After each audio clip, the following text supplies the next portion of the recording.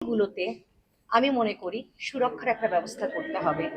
অনেক স্কুলে কিন্তু ফায়ার এক্সিট নাই, একটা ডোর। হ্যাঁ, তাই আমার মনে হয় বাচ্চাদের জন্য দু তিনটে পথ তৈরি করে রাখা উচিত। আল্লাহ মাফ করুক, কখন কোনো যদি অকারেন্স ঘটে বাচ্চাদেরকে বের করে নিয়ে আসা হয়। এবং খোলামেলা তো অবশ্যই থাকতে হবে। আমার মনে হয় এই জায়গাগুলো সরকারকে, বেসরকারি যত স্কুল আছে এগুলো দেখতে। আর যেই যেই ভবনগুলো মনে হচ্ছে যে অনেক পুরনো, ভেঙে যাওয়ার বা ধসে পড়ার একটা ভয় থাকে, সেই জায়গা থেকে বাচ্চাদেরকে সরিয়ে নতুন করে একটা দালান তৈরি করা, যেখানে আমরা সুরক্ষার সাথে বাচ্চাদেরকে ছোট ছোট ফুলগুলোকে বড় করে বাংলাদেশের ভবিষ্যৎ তৈরি করতে পারি। আমার কাছ থেকে এই বলা, কারণ আল্লাহ মাফ করুক, আল্লাহ কাকে কখন নিয়ে যে আমরা কেউ জানি না, কিন্তু সতর্কতা বজায় রাখা অত্যন্ত জরুরি।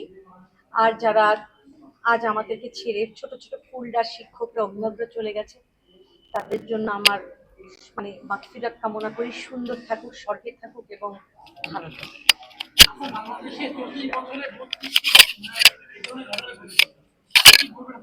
আজকেও তো আমি দেখলাম যেন জেনারেটরে আগুন লেগে একটা স্কুলে, জি মিরপুরের একটা স্কুলে অঘটন ঘটেছে। তা আমার তো এই যে ছোট একটা ছোট জায়গা, আমি তাই বললাম যে এই জায়গাগুলোকে, জেনারেটরকে দূরে রাখতে হবে।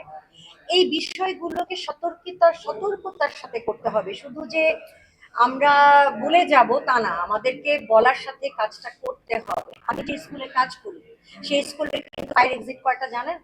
5টা। 5টা ফায়ার এক্সিট। এবং আমাদের কিন্তু প্রশিক্ষণও দেওয়া হয় কি করে, কখন যদি কোনো অঘটন ঘটে বাচ্চাদেরকে আমরা কি করে বের হবো। কিন্তু যদি একটা দরজা থাকে, একটা স্কোপ থাকে, সেই স্কোপ দিয়ে বের হওয়া খুবই কষ্টদায়ক হয়ে যাবে। তাই আমি মনে করি যে স্কুলগুলোতে ফায়ার এক্সিট নেই, প্লিজ দয়া করে আপনারা একটা এক্সট্রা জায়গা বানিয়ে দেন, যে সুরক্ষার জন্য নিজেদের, শিক্ষকদের, বাচ্চাদের, অভিভাবকদের। এবং দেখা যায় অনেক স্কুলে একটা গেট থাকে, কেন একটা গেট থাকবে? হ্যাঁ, থাকতে পারে আগের আমলটা একরকম, এখনকার ভিন্ন চিত্র। সেই জায়গা থেকেও যদি গেটগুলো 4-5টে হয়, তাহলে মনে হয় যে কোনো দুর্ঘটনার কবল থেকে আমরা একটু হলেও বের হয়ে আসতে পারবো।